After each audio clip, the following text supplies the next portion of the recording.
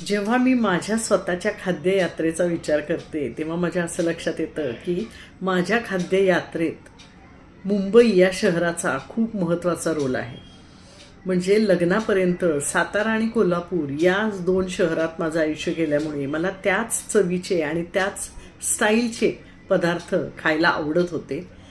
पण लग्न झालं आणि मला अनेक नवीन खाद्यपदार्थांशी ओळख झाली.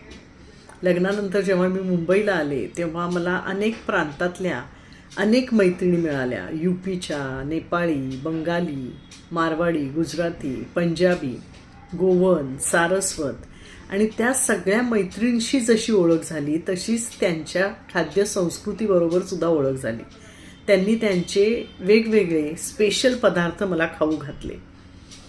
अजूनही त्यांच्या घरात बनणारे त्यांच्या स्पेशल पदार्थांचा डबा माझ्या घरी आवर्जून येतोच आणि माझ्याकडचे स्पेशल सातारी कोल्हापुरी डबे त्यांच्याकडे जातातच. आम्ही फक्त विचारांची देवाणघेवाण करत नाही तर खाद्य संस्कृतीची सुद्धा देवाणघेवाण करतो आणि आम्ही त्यात खूप आनंदी आहोत, कारण की आमची नवनवीन पदार्थांशी ओळख होते. त्यामुळे जेव्हा कधी मी हे वाक्य ऐकते की भारताची खाद्यसंस्कृती खूप समृद्ध आहे तेव्हा ते मला 100% पटतं, कारण ते मी माझ्या रोजच्या आयुष्यात अनुभवते.